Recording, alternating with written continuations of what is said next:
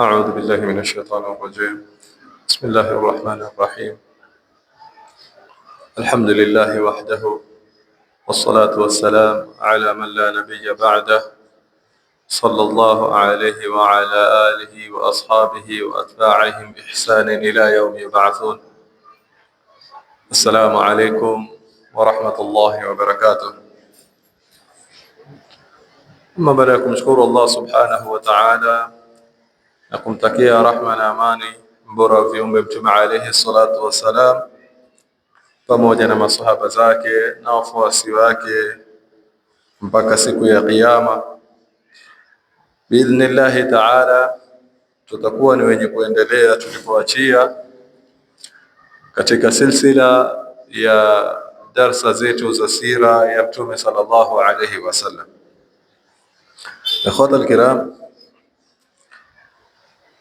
Mtume sallallahu alayhi wasallam baada ya kurejeshwa kwa mamake na mama Halima Saadia, baada ya tukio ambalo kwamba liliwatia hofu juu ya Muhammad, akawa mwenye kumregesha Mtume sallallahu alayhi wasallam kwa mamake, na mama Amina akawa ni mwenye kumtoa mwanawe, akawa ni mwenye kumlea Mtume alayhi salatu wasalam. Amempokea kutoka kwao akiwa na miaka minne, wamemregesha na Mtume sallallahu alayhi wasallam kufikia umri wa miaka 6 mamake naye akafariki. Kwa hiyo baada ya kufa babake, hivi sasa amekufa mamake, na amekufa wakiwa katika safari, wako katikati ya safari, wametoka Madina, na kabla ya kuingia mji wa Makka kuna kijiji chaitwa Al-Abwa. Hapa ndipo alipofariki mama Amina, kama ilivyotajwa, kanat qad qadamat bihi ala akhwalihi min bani Adi bin an-Najjar tazyirihi iyahum. Yani Amina alikuwa amempeleka Mtume sallallahu alaihi wasallam kwa khale na khalati zake, familia ya mamake, ndugu zake mamake, sisi huita wajomba, khale na makhalati, au kwa jumla familia ya mamake ambayo kwamba iko Madina, katika kabila la Bani Najjar. Kwa hiyo akawa ni mwenye kufa wakati akirudi naye katika mji wa Makka. Kuna kisa ambacho kwamba huwa ni si kawaida kukisikia katika kufa kwa mamake Mtume sallallahu alayhi wasallam. Kuna jambo lilitokea katika hii ziara wakati akiwa Madina. Ataja Al-Waqidi katika isnad zake kuwa Mtume sallallahu alaihi wasallam alitoka na mamake kuelekea Madina wakiwa pamoja na Ummu Aiman akiwa na umri wa miaka 6, yani alayhi salatu wasalam. Asema akawazuru makhale zake, kisha asema Ummu Aiman, fajaani dhata yawmin rajulani min yahudi almadina faqala li. Mtume sallallahu alayhi wasallam sasa yuko ndani ya mji wa Makka. Ummu Aiman anasema kuna mabwana wawili katika Mayahudi walinijia, wakawa ni wenye kuniambia, akhriji ilaina Ahmad nanzuru ilayhi, tutolee Ahmad tumuone. Situlitaja katika majina ya Mtume sallallahu alaihi wasallam, moja wapo ni Muhammad na lingine ni Ahmad. Kwa hiyo wakamwambia, hebu tutolee huyu Ahmad tumuone. Wamepata habari yule kijana amekuja pale na mamake.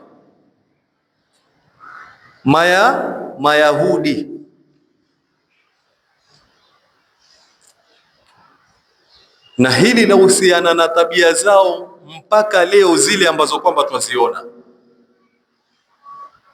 Hebu tutolee Ahmad tumuone, akawa ni mwenye kumtoa Mtume sallallahu alaihi wasallam.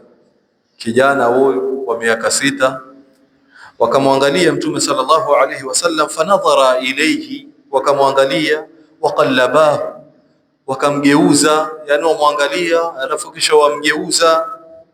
Faqala ahaduhuma li sahibihi, mmoja akamwambia mwenzake yule walokuja naye, akamwambia hadha nabiyyu hadhihi al-umma, huyu mtoto ni nabii wa huu umma, huyu mtoto ni mtume wa huu umma. Akamwambia sasa, Ummu Aiman yuasikiliza maneno kwa sababu yeye ndo anwatolea mtoto.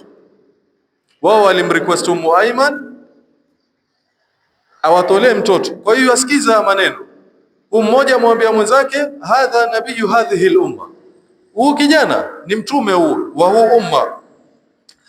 Na akasema wa hadhihi daru hijratihi, na hii Madina hii, na wakati huo ni Yathriba.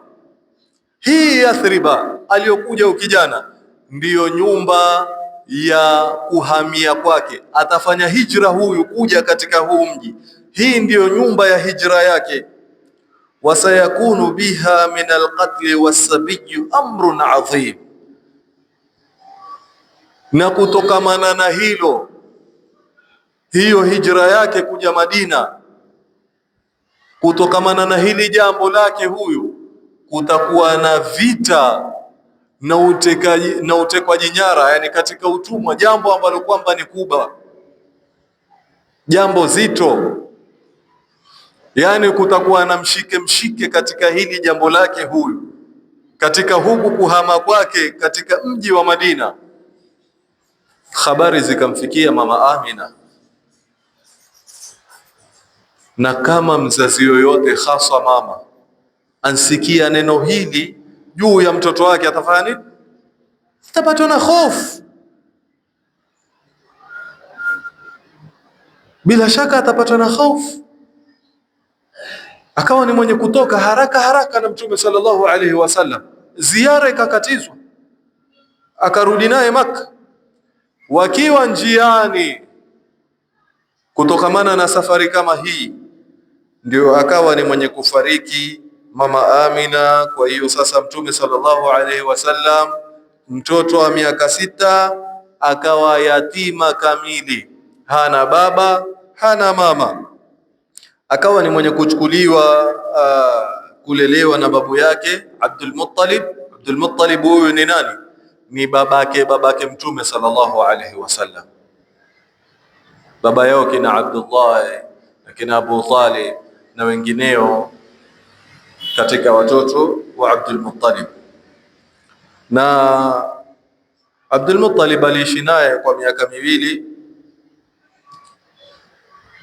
na Mtume sallallahu alaihi wasallam akiwa na umri wa miaka 8, Abdul Muttalib naye akafariki babu yake. Na baada ya kufa Abdul Muttalib, akawa ni mwenye kuchukuliwa na ammi yake Abu Talib. Abu Talib ni ndugu yake babake. Abu Talib na Abdullah ni ndugu, wote ni watoto wa Abdul Muttalib. Akawa ni mwenye kumchukua na kumlea, na akawa naye kwa miaka 4 iliyokuja katika miaka 40 iliyokuja katika umri wa Mtume sallallahu alaihi wasallam. Hii ndiyo jumla ya maisha ya utoto na kukua kwa Mtume sallallahu alaihi wasallam. Na kabla hatujaendelea, tuchukueni somo. Hebu angalieni ile breakdown ya majukumu ilivyokwenda, na kisha tuchukueni somo katika maisha yetu sisi. Mtume sallallahu alaihi wasallam amekufa, babake ameendelea kusimamiwa na kulelewa na mamake yuko available. Amekufa mamake, akamtoa nani? Akamtoa babu yake, mtoto wa mwanawe, mjukuu wake huyu amekufa babu yake. akamtwaa ndugu yake, babake, ammi yake. Hizi orphanage nyingi ambazo kwamba ziko wengi katika wale watoto hivi, mtakusema hawana familia jamani, ambao kwamba wako mtoto yuondokewa na wazazi wake, yuende kwa katika nyumba za mayatima. Psychologically huyu mtoto akikuwa, nyinyi mtakaoangalie vipi familia yake? Kuja akajua sasa, huyu mjomba wangu mtakaishi nao vipi? Atawaangalia vipi? Na akiwa katika nafasi ya kusaidia, huenda asisaidie, kisha mwisho wana familia watafanya nini? Watalalamika, watasema ana roho mbaya, jamaa na uwezo jamaa ageuza magari kila leo, na kuna mtoto wa ndugu yake pale, sijui kuna mjomba wake ni mgonjwa, wacha kutoa pesa zake, hajawahi hata kumpitia. Hii ndiyo society ambayo kwamba sisi tuikuza leo, na hili si katika kufa peke yake, ni katika mambo yote. Ndugu yako ameshindwa kusomesha, waweza msomeshe mtoto wa ndugu yako. Kwa nini akapite kutafutiwa mabasari na wewe una uwezo wa kumsomesha?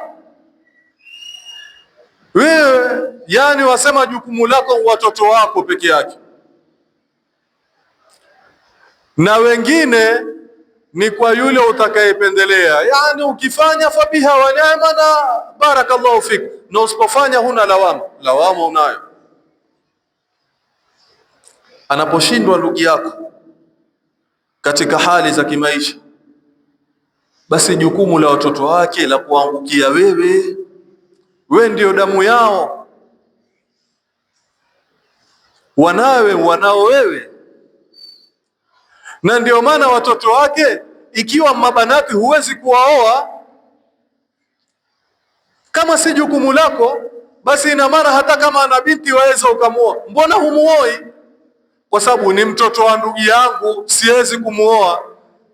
Vile vile ni mtoto wa ndugu yangu, yeye ni majukumu yangu.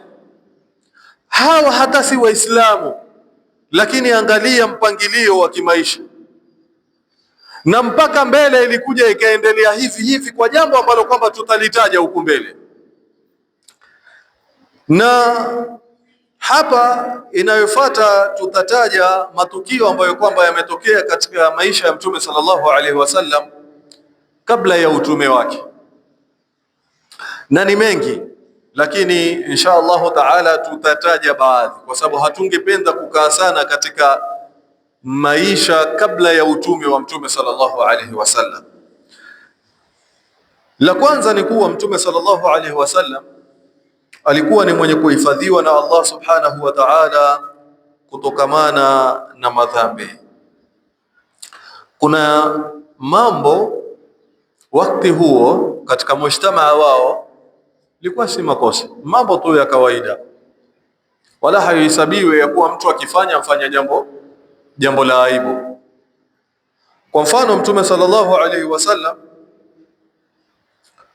katika maisha yake asema wakati mmoja alikuwa akiwa yeye ni mchunga mbuzi, alikuwa pamoja na mwenzake wakichunga naye wanyama pamoja, akawa ni mwenye kumwambia sahibi yake. Hichi kisa akitaja Mtume sallallahu alaihi wasallam, akamwambia sahibi yake, leo usiku ningependa na mimi kuhudhuria katika zile sherehe ambazo kwamba huwa katika mji wa Makka, fanywa zile sherehe. Kwa hiyo akamwomba amshikie wanyama wake, amwangalie wanyama wake mpaka atakaporudi. Na ilikuwa jambo la kawaida, vijana walikuwa wakienda kama leo. Kwa mfano gani? Inapofika na ile jambo makosa, hatutoi mfano ambalo kwamba ni sifa ambayo kwamba ni mahmuda, la, hili jambo kwa mfano wa huo mambo ambayo kwamba si mazuri. Ikifika wakati wa tarehe 31 Januari usiku, utaona mzazi Muislamu lakini hata yashindwa na nguvu ya kumwambia mtoto wake hakuna ruhusa ya kutoka, sababu jambo society imelikubali, watu waenda kupiga mabaruti. Wenyewe husema mambo ya Christmas si sherehe yetu, lakini bana mambo New Year mwaka wetu sote. Huu mwaka si wetu sote, miaka ambayo kwamba bana imenasibishwa na miungu na ushirikina, miezi yake Allah subhanahu wa ta'ala alipotuandikia na kupitisha kwake yeye ya kuwa miaka kwake miezi kwake yeye ni miezi 12 tangu siku alipoyumba mbingu na ardhi, minha 4 hurum, kutokana na hii miezi 12 minne ni mitukufu. Kisha akasema hiyo ndiyo dini ambayo kwamba imekamilika, imekaa kisawasawa. Kwa hiyo wakati watu wako katika Januari, Muislamu ilikuwa yatakaniwa atambue tuko katika Rajab, na Rajab ni mwezi ambao kwamba ni mtukufu. Kwa lakini tutoa mfano, leo mtu atakwenda, watapiga mabaruti inapofika saa 6 usiku. Kwa Mtume sallallahu alaihi wasallam ilikuwa ni kijana, na ilikuwa vijana wakihudhuria tamasha kama hizi, wala haikuwa jambo la aibu. Na yeye pia akataka kwenda kwa sababu wenzake wameendaenda, lakini yeye hajawahi kuenda katika tamasha kama hizi. Kamwaga mwenzake usiku aende katika mji wa Makka ahudhurie.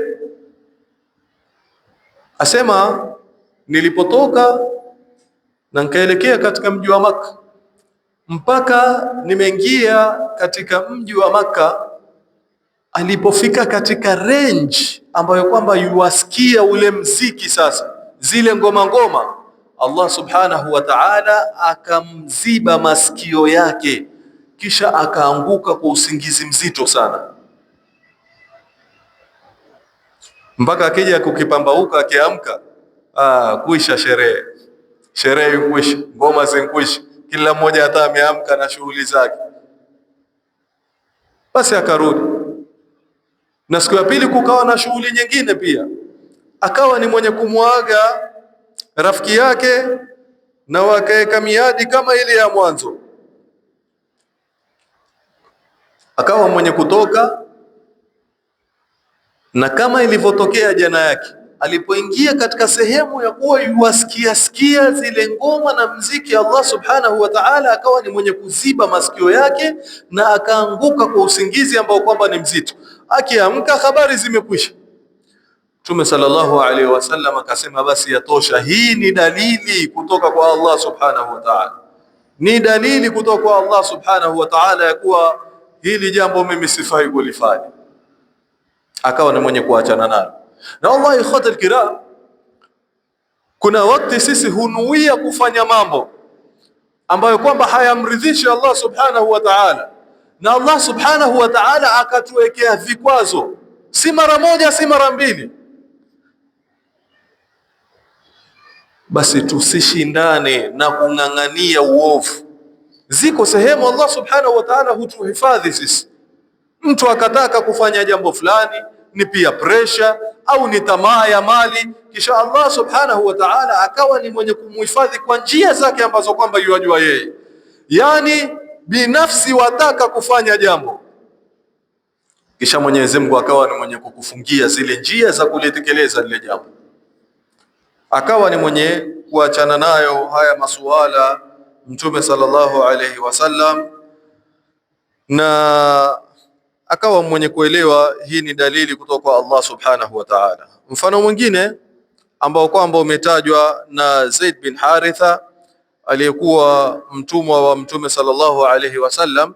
Asema Zaid bin Haritha, kulikuwa na masanamu pambizoni mwa Kaaba ambayo kwamba alikuwa yakiitwa Isaf na Naila, na takuja tarudi tataja tena katika kisa cha kusilimu kwa Abu Dharr radhiyallahu anhu mbeleni, masanamu ya Isaf na Naila, na tutataja katika habari zake. Kwa sasa tutaendelea na kufuata nidhamu ambayo kwamba iko, lakini katika habari za Abu Dharr radhiyallahu anhu tutakuwa ni wenye kutaja kisa cha Isaf na Naila walivyokuwa wakiamini Makuraish.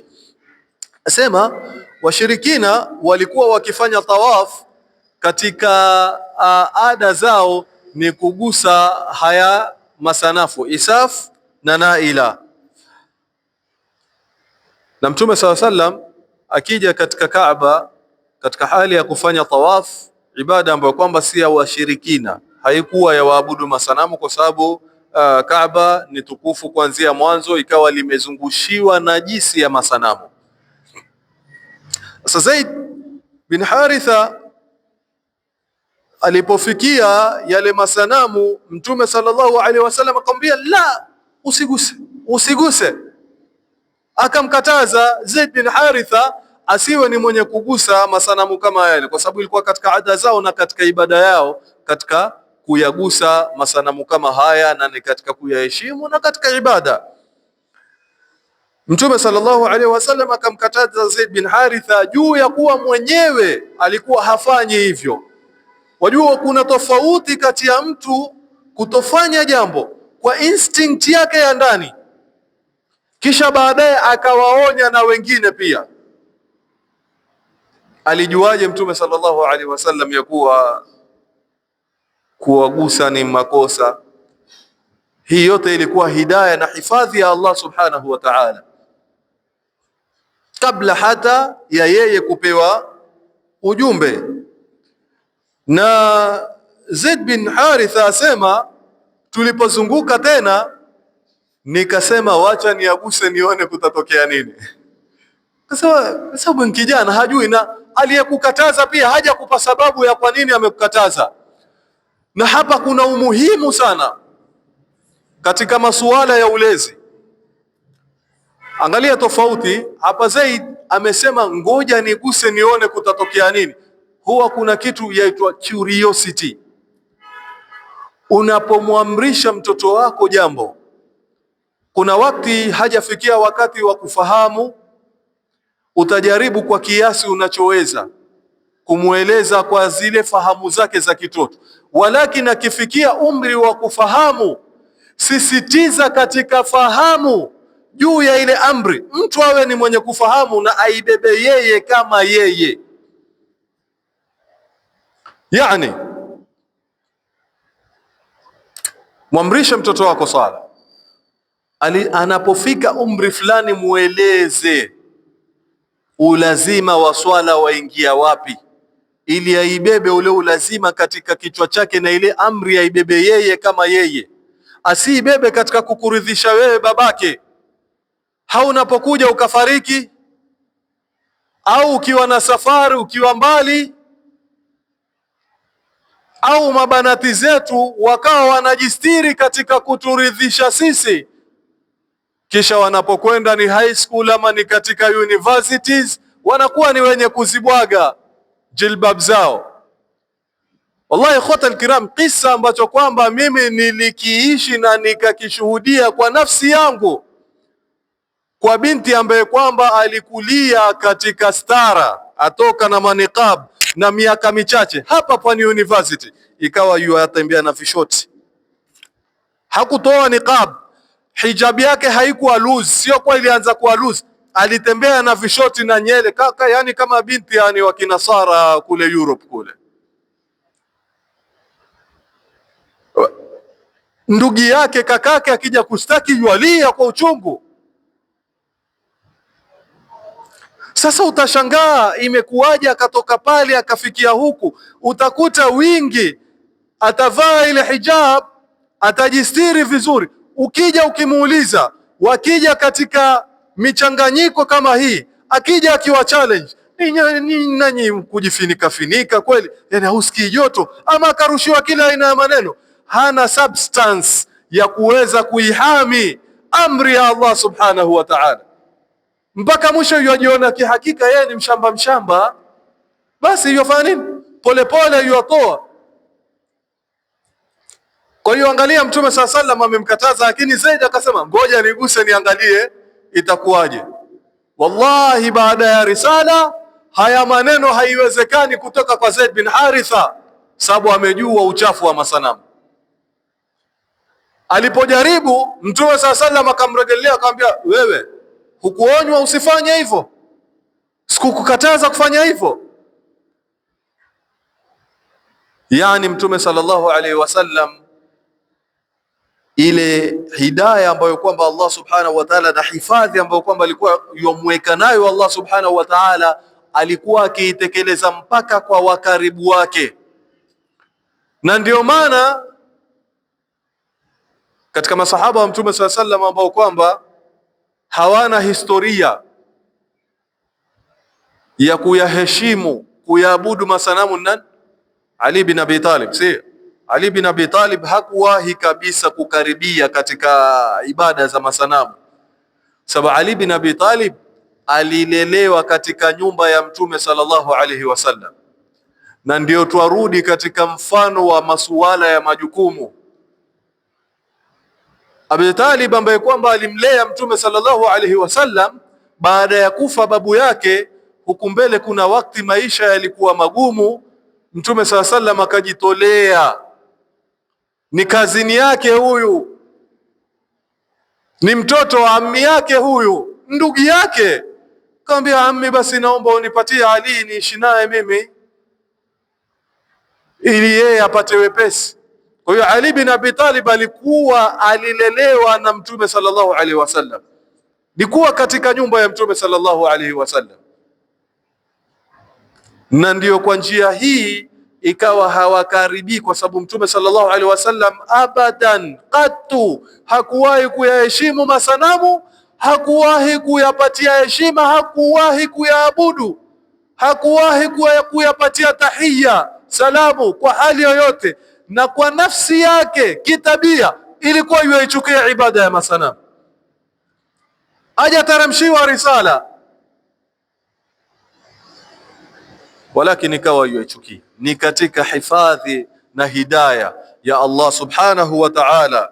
Na utaona Allah subhanahu wa ta'ala ikawa yuamuongoza Mtume sallallahu alaihi wasallam hata katika ibada ambazo kwamba Makuraish, kwa wao Makuraish walikuwa hawazitekelezi. Na hii tutakuwa ni wenye kuitaja na kuielezea katika darsa inayokuja insha Allahu taala. Tutakuwa ni wenye kusimamia hapa leo biidhnillahi taala. Tumwomba Allah subhanahu wa taala tujalie kwa haya machache min alladhina yastami'una alqawla yattabi'una ahsana. Subhanakallahumma rabbana bihamdik ashhadu an la ilaha illa anta astaghfiruka wa atubu ilaik. Subhana rabbika rabbil izzati amma yasifun wa salamun ala al mursalin walhamdulillahi rabbil alamin. Jazakumullahu khairal jazaa.